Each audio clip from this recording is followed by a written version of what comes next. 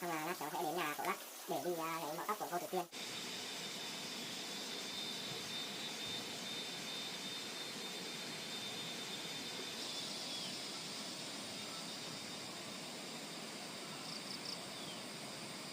Không biết cô Tử Tiên như nào rồi.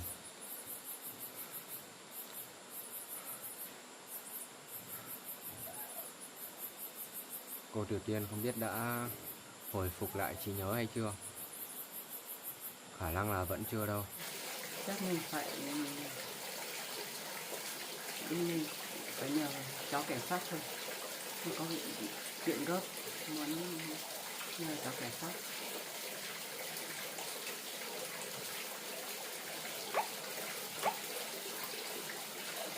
Alo, có phải cháu cảnh sát không ạ?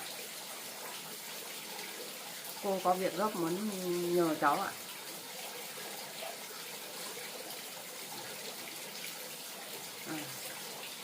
Thế cháu đến nhà cô nhá. Để cô nhờ cháu. Tại sao cô Trúc lại bảo có việc gấp gọi mình đến để làm gì vậy? Cô Trúc là mẹ đẻ của cô Tử Tiên. Vậy thì mình sẽ đến đấy xem như nào.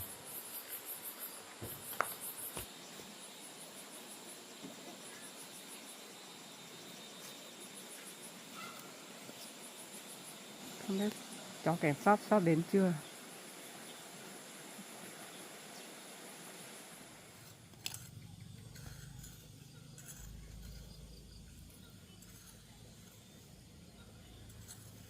Bố mẹ đi đâu rồi nhỉ? Bố mẹ đi lâu quá, mình ở nhà một mình, còn sợ với cả đói nữa. Chắc bố mẹ lại đi làm thuê ở ngoài kia nữa rồi. Mình đi tìm bố mẹ xong để cùng nhau.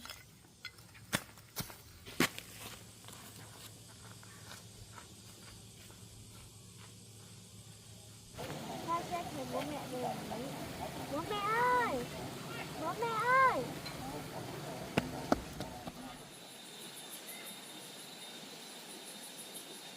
Mình nhớ cháu con Tử Tiên lắm rồi. Không biết cháu cảnh sát đến chưa? Mình để gặp cháu cảnh sát để lấy tóc của mình đi xét nghiệm ADN để mình xác nhận thực tế con của mình.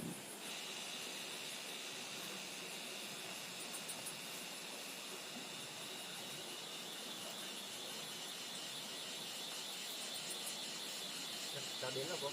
Nay cô gọi cháu đến đây làm gì vậy? Gọi cháu đến để lấy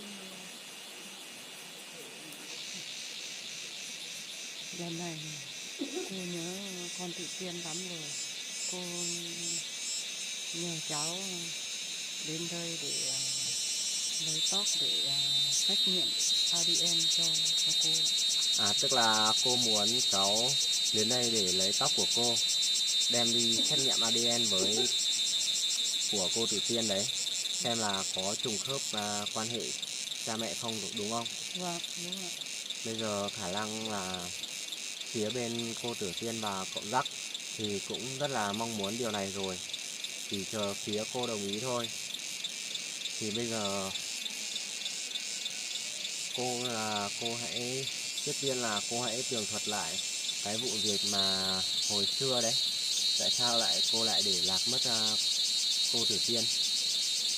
Trước đấy cô hai vợ chồng đi làm nương trên kia ạ. Trên kia à? Vâng.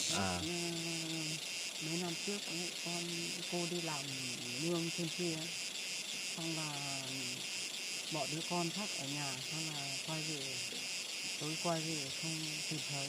Không tìm thấy à? Không tìm thấy con Tử Tiên nữa. Xong là lúc đấy là cô với chú có đi tìm cô Tử Tiên không? Có ạ. Cũng đi tìm khắp nơi mà không thấy. Đến bây giờ cô nhớ con quá, thì bây giờ như thế này là cô muốn mong cháu cảnh sát lấy cháu để muốn lấy tóc để đi xét nghiệm ADN. Vâng, cái này thì để lát đã. Bây giờ cháu ơi cô vào nhà đi để cháu hỏi tiếp chuyện đã. Bây giờ cháu muốn hỏi cô là cái lúc cô Tử Tiên tai nạn ấy thì là có hai ông bà, họ là người gây ra tai nạn cho cô Tử Tiên. Bây giờ họ không biết họ là có phải là cha mẹ ruột thật của cô Tử Tiên không. Hôm nọ cháu thấy họ có bảo là họ muốn nhận cô Tử Tiên làm con. Họ bảo là hồi xưa họ để thất lạc cô Tử Tiên. Thì cháu có tấm ảnh của hai ông bà này để xem cô có quen biết hai ông bà này không. Cô có quen cái bà này không? Cô không quen ạ. Không quen à? Ừ. Thế còn cái ông này cô cũng không quen đâu phải không? Không. Tại vì họ đang định nhận bảo là cô Thủy Tiên là con của họ đấy. Thế là cô không quen. Thế bây giờ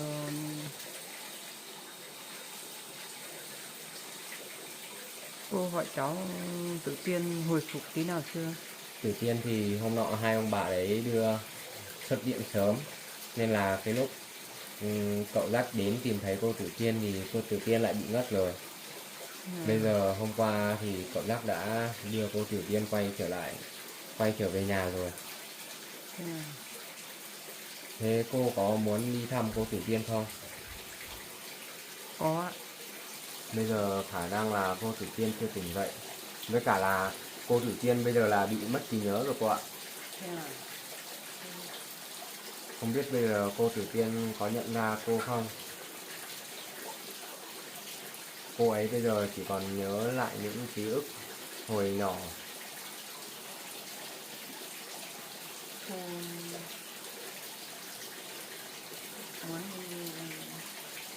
muốn đi thăm Tử Tiên, không biết là có đi được không. Nếu mà cô muốn đi thì cháu sẽ đưa cô đi. Nhưng mà cháu đang định là liệu có gặp được không, để gặp nó lại.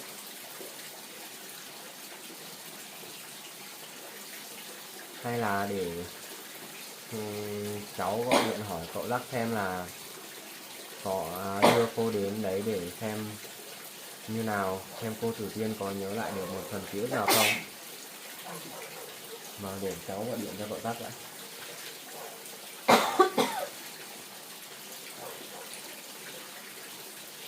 Alo, cậu Dắt à? Tôi đây. Hôm qua cậu bảo cậu đưa cô Tử Tiên về nhà rồi đúng không? Tôi vừa đến nhà cô Trúc, mẹ của cô Tử Tiên đấy. Thì là bây giờ cô Trúc bảo là muốn lấy tóc để đi xét nghiệm ADN với mẫu tóc của cô Tử Tiên xem là có trùng khớp, là có quan hệ huyết thống hay không. Thì bây giờ trước tiên là tôi muốn hỏi ý kiến của cậu là xem là cậu có đồng ý cho xét nghiệm hay không. Được à? Vâng, với lại là cô ấy bây giờ muốn đi gặp cô Tử Tiên đấy. Để ngày mai à? Vâng. Thế để khả năng là cậu Dắt bảo là cô Tử Tiên vừa mới tỉnh dậy, chưa hồi phục lắm, tinh thần còn chưa ổn định. Nên là khả năng một lát nữa cháu sẽ lấy tóc của cô để đi xét nghiệm ADN xem là có trùng khớp với cô Tử Tiên không. Thì nếu mà cháu đưa về mà xét nghiệm trùng khớp thì cháu sẽ lập tức đến đây để đón cô đi thăm cô Tử Tiên luôn. Nếu mà lúc đấy mà trùng khớp thì khả năng là lúc đấy cô sẽ chuẩn bị sẵn đồ đạc để đi ở với cô Tử Tiên một thời gian để xem cô ấy có nhớ lại một phần nào đó ký ức hay không. Bây giờ cháu lấy tóc của cô nhé. May nay cháu có mang cái hộp đây, cháu sẽ đựng vào đây. Đây.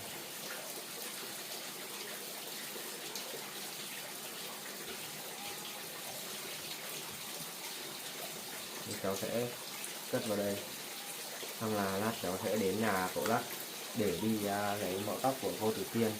Cháu sẽ trực tiếp đi mang đến bệnh viện để cho các bác sĩ người ta kiểm tra xét nghiệm xem có đúng không. Nếu mà đúng thì sẽ rất là vui mừng cho cô Tử Tiên, bởi vì cô ấy là hồi xưa đã thất lạc cha mẹ. Cháu cố gắng giúp cô nhé. Vâng. Thế đến lúc đấy cô sẽ dán tinh thần để đi gặp con Tử Tiên. Vâng, cái này nếu mà đúng cô là mẹ của cô Tử Tiên thì cháu sẽ lập tức đến đón cô luôn.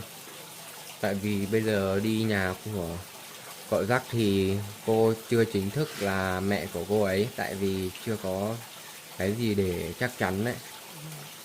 Nên là cháu sẽ xét nghiệm ADN, nếu mà đúng trùng khớp thì lúc đấy cô đường đường chính chính đi nhận con. Không thì sẽ bị hai vợ chồng gây ra tai nạn kia gây khó dễ cô ạ. Cháu nghe nói là, không phải nghe nói đâu, mà là hôm nọ đấy, cái số tiền mà hôm nọ cháu trả cô đấy. Hôm trước thì cháu có đến muốn trả lại cái số tiền mà cô bảo là đưa cho cô Tử Tiên để trả cho cô, cháu định mang trả lại cho cô đấy. Thì là cháu có đến ngoài cửa này, thấy ở trong nhà ầm ầm thì thấy có chú đấy ở nhà, lúc đấy chú ở nhà với cả có một kẻ lạ mặt bảo là không được nhận cô Tử Tiên. Người đấy nói chuyện rất là to tiếng. Đến lúc đấy có hai thằng lạ lạ đấy, cô không người rất lạ mà đến bảo cô không được nhận con đấy, xong là thế là về đây. Tức là có người đến bảo cô không được nhận cô Tử Tiên làm con. Cái lúc họ đưa cô đi ra ngoài đấy, họ bảo là lúc nào xong việc mới thả cô, thì là tại sao cô lại về được? Hai thằng đấy lừa cô đi, bảo là đi đưa cô đi thăm Tử Tiên. Thế là lúc đấy cô đến dọc đường cô thấy tình hình không ổn, thế là cô bỏ chạy. Nếu mà bây giờ lần sau bọn chúng mà vẫn đến để uy hiếp cô hay là như nào thì cô cứ trốn đi, xong gọi điện luôn cho cháu. Cháu sẽ cùng các đồng chí đến đây để bắt họ luôn, để đưa về đồn thẩm vấn. Với cả bây giờ cũng gần trời tối rồi, chắc cháu xin phép cháu về để xem là ngày mai cháu đến nhà cậu Rắc sớm để lấy được mẫu tóc của cô Tử Tiên. Sau đó là sáng mai cháu sẽ đem xét nghiệm luôn. Lúc có kết quả cháu sẽ gọi điện báo cho cô luôn. Thế thì mong cháu cố gắng giúp cô với nhé. Vâng. Để cô bắt con gà để cho cháu mang đi cho Tử Tiên. Thôi cô ạ, cái này thì khả năng là để lúc chính thức đi cô. Lúc mà cháu đem xét nghiệm mà chính thức cô là mẹ của Tử Tiên thì lúc đấy cô muốn mang thì là cô tự tay cô nấu sẵn mang đến cho cô Tử Tiên để trồng bồn.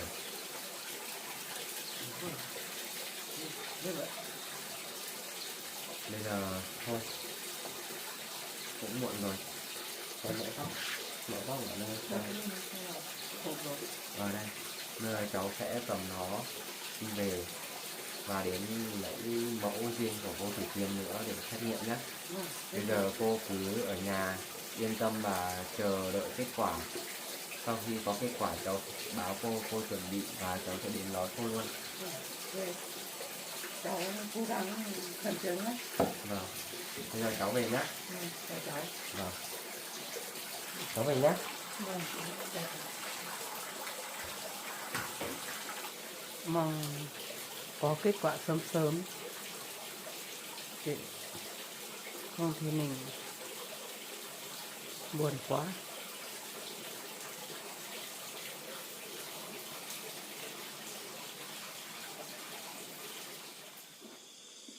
Cô Tử Tiên thì hôm qua ngất, cậu Giác đã đưa cô ấy vào trong nhà của hai ông bà này để nghỉ ngơi tạm, và cậu Giác cũng đã gọi y bác sĩ đến để thăm khám cho cô Tử Tiên rồi.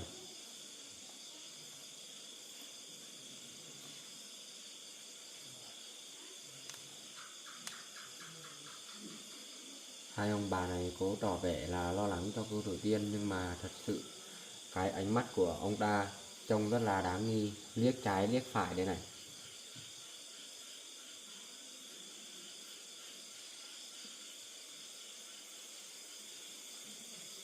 Tại sao ông ta lại cứ trợn mắt lên như vậy?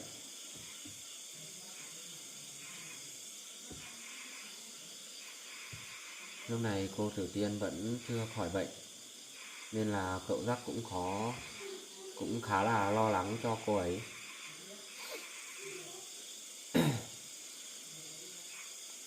Mình rất mong là Tử Tiên sẽ sớm bình phục. Hôm nay thì mình cũng có đến đây rồi để xin mẫu tóc của cô Tử Tiên, cũng lấy được rồi và đem đi đến bệnh viện để nhờ các bác sĩ xét nghiệm rồi.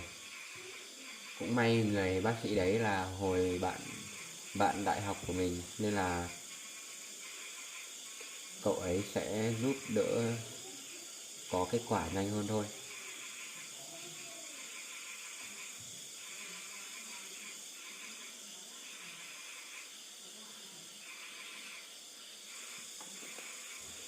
Lúc này thì cậu Giác cũng lo lắng lắm rồi, nên đã đến xem tình hình của cô Tử Tiên đã ổn hơn hay chưa.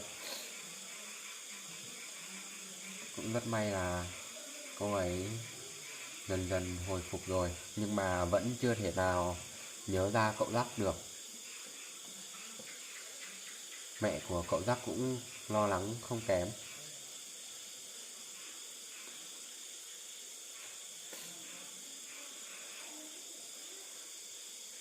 Theo như hôm nay mình đến và cậu Giác cũng có kể lại cho mình là cô Tử Tiên chưa hồi phục lại được trí nhớ, nhưng mà cô ấy vẫn nhớ ra là hồi xưa cô ấy cô ấy ở nhà một mình, cha mẹ đi làm và cô ấy đã đi tìm cha mẹ nhưng mà không thấy. Cô ấy bảo là cô ấy chỉ nhớ đến đoạn đấy thôi. Hôm nay lúc mình đến thì cô ấy cũng có tỉnh một lúc, nhưng mà về sau lại bất tỉnh, nên là cậu Giác đã gọi bác sĩ đến rồi và cũng đã thăm khám cho cô ấy.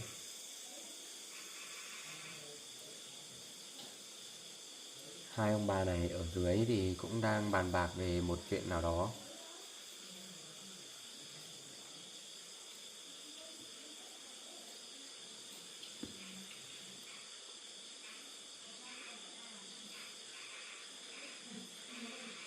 Cô Tử Tiên hiện tại thì vẫn đang hôn mê.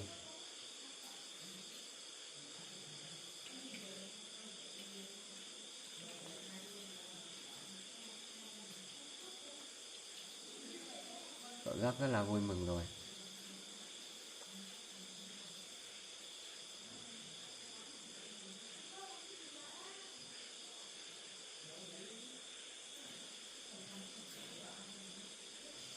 Lúc này thì là mẹ của cậu Giác cũng đang rất là vui mừng hớn hở rồi, cũng rất là quan tâm cho Tử Tiên.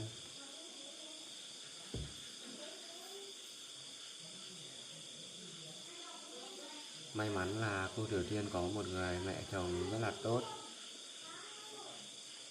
Lúc này thì ông Dũng cũng đến để xem là tình hình của cô Tử Tiên đã ra sao. Họ đang chuẩn bị đến xem căn nhà mới của cô Tử Tiên đã hoàn thành đến đâu rồi. Lúc này là bà ấy cũng nói với chú Dũng, thì hai người rất là vui mừng. Cậu Giác bây giờ phải đi Bây giờ cậu Giác đi mua điện thoại mới cho cô Tử Tiên.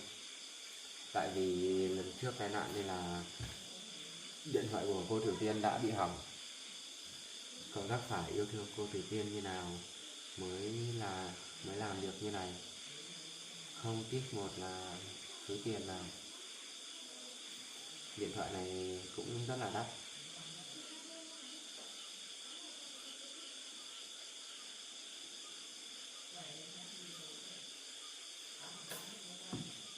Sau đó là cậu ấy bây giờ đang chuẩn bị di chuyển đến chỗ siêu thị để đi mua những thực phẩm tươi, sạch và bổ dưỡng nhất để cho cô Tử Tiên tầm bổ.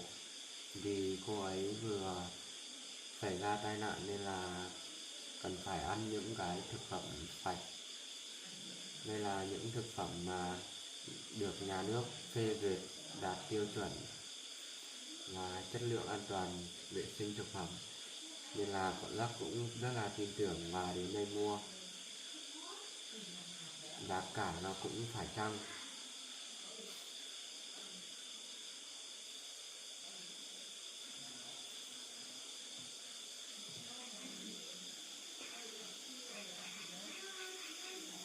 Cũng may là cậu Giác đã tìm được cô Tử Tiên. Không là giờ này không biết cô Tử Tiên đã xảy ra chuyện gì rồi. Cậu Giác rất là yêu thương cô ấy nên là mới chọn những nơi mà có những thực phẩm tốt nhất, vệ sinh an toàn thực phẩm tốt nhất để mua cho cô ấy.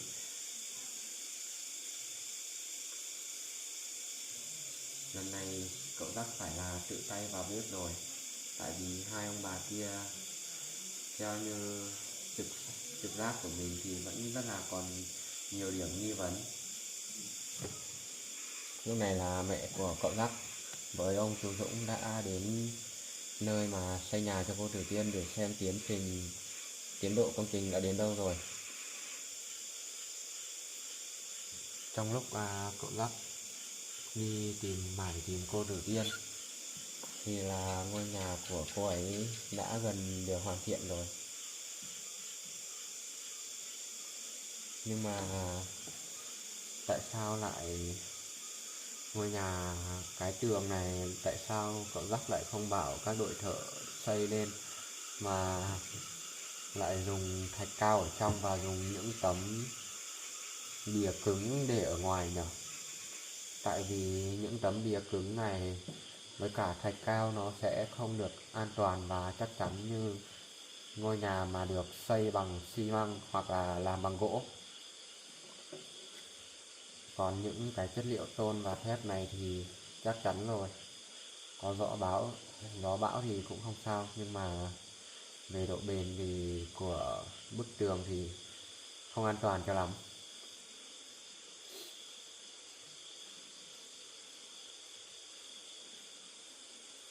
Lúc này thì hai ông bà cũng rất vui mừng rồi. Trong lúc cô Tử Tiên tai nạn thì nhà cũng gần hoàn thiện, nhà rất là đẹp. Lúc này cậu Giác đi mua đồ cũng trở về rồi. Cậu Giác cũng chuẩn bị tự tay vào bếp để nấu ăn cho cô Tử Tiên thôi, không thể để hai ông bà này tự nấu được.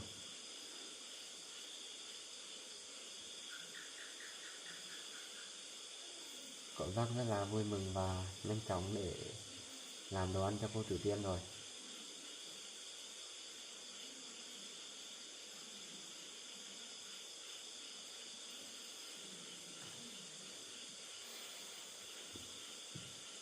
Cậu Giác vẫn rất là lo lắng nên là vẫn phải vào xem Tử Tiên đã xảy ra chuyện gì. Hơi thở của cô ấy vẫn chưa được đều cho lắm. Chả hiểu tại sao hai ông bà này lại nghĩ để cho cô Tử Tiên về nhà nữa. Cậu Giác tự tay nấu canh, đây là canh mướp đắng, nhồi thịt và sườn, trông rất là ngon. Thực phẩm này rất là bổ cho những người vừa tai nạn.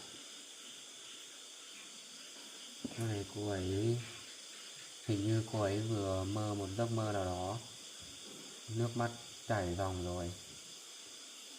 Khả năng là cô ấy mơ thấy mẹ, khả năng là bà Trúc, hoặc là mơ về ký ức của cô ấy về lúc trẻ. Hôm nay thì mình cũng đến rồi. Sợi tóc của cô Trúc và Tử Tiên mình cũng đã lấy được rồi. Và cũng nhờ đồng nghiệp xét nghiệm rồi. Không biết là kết quả sẽ có trong bao lâu. Mong là sẽ có kết quả sớm. Tại vì mình cũng rất là mong đợi có kết quả để thông báo cho cô ấy. Cô Trúc thì bây giờ chắc là đang rất là lo lắng và hồi hộp, không biết kết quả như nào rồi. Nhưng mà mình tin mọi chuyện sẽ diễn ra thuận lợi vì cô Trúc rất là hiền lành, phúc hậu. Lúc này cô ấy rất là đang đau đầu rồi. Cậu Giác thì vẫn đang ở trong bếp và chuẩn bị lấy cháo cho cô ấy ăn. Không dám ăn những đồ ăn này, tại vì những đồ ăn này bà ta đã nhúng tay vào. Nồi cháo này được tận tay cậu Giác nấu từ lúc mới bắt lên bếp và cho lúc chín, nên là cậu ấy rất là yên tâm cho cô Tử Tiên ăn.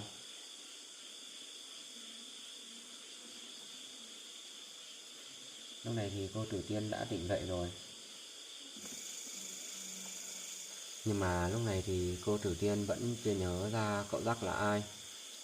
Cô ấy vẫn còn trông rất là xa lạ với cậu Giác.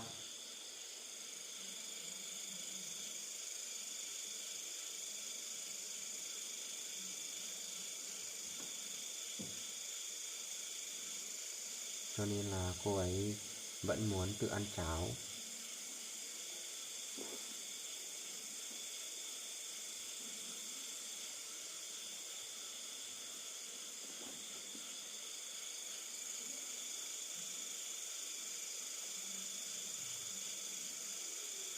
Cậu Giác lúc này là rất là vui mừng rồi. Nhưng mà cũng có một chút buồn, tại vì cô Tử Tiên chưa nhớ ra cậu Giác là ai. Nên là cũng hơi buồn một chút, nhưng mà cậu ấy vẫn tỏ ra là vui vẻ. Nhưng mà không sao, vì cậu ấy cũng đã tìm được cô Tử Tiên rồi. Đầu của cô ấy vẫn chưa hồi phục nên là chưa nhớ được.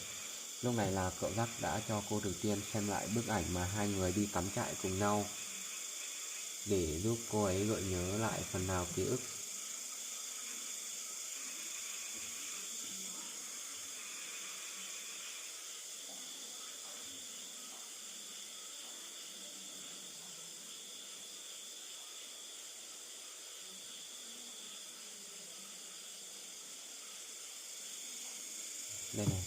Đây là chiếc nhẫn của hai người, tượng trưng cho là họ đã là người yêu của nhau. Nên là cô Tử Tiên đã có một chút an tâm, không né tránh cậu Giác như lúc mới gặp nữa.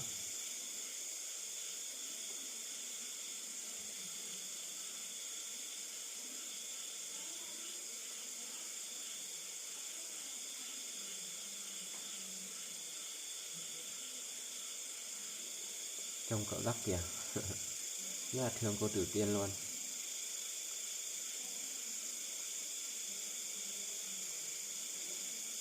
May mắn là hôm nay mình cũng gọi thông báo cho cậu Giác toàn bộ sự việc, nên là bây giờ cậu Giác cũng rất là đề phòng.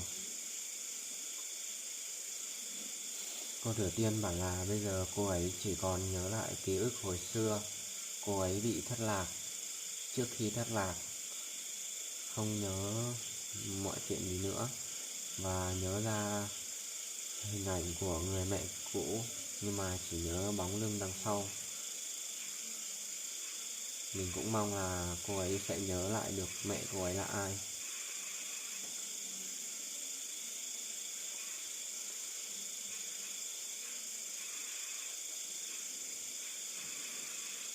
Lúc này là cô ấy bảo là cô ấy tự ăn được, bảo cậu Giác cứ đi ăn cơm đi, vì cậu Giác cũng thức trắng đêm hôm qua để chăm sóc cho cô ấy rồi.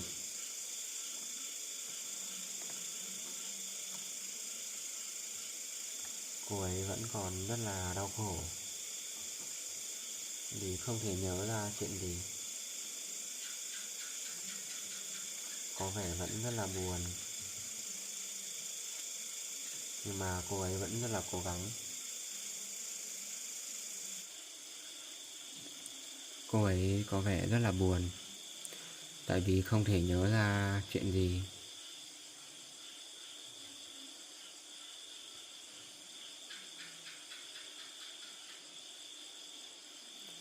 Cô ấy rất là đau khổ vì trải qua rất là nhiều chuyện sóng gió. Lúc này cậu Giác cũng may là cô Thủy Tiên chưa bị sảy thai. Tại vì hôm nay cậu Giác đưa bác sĩ đến thăm khám thì cái thai trong bụng của cô ấy vẫn đang rất là bình thường. Điều đấy chứng tỏ cô ấy đã được Chúa bảo vệ. Cô ấy rất là khỏe mạnh. Mong là đứa trẻ trong bụng và cô Thủy Tiên sẽ không sao. Cô Thủy Tiên sẽ dần nhớ lại mọi chuyện.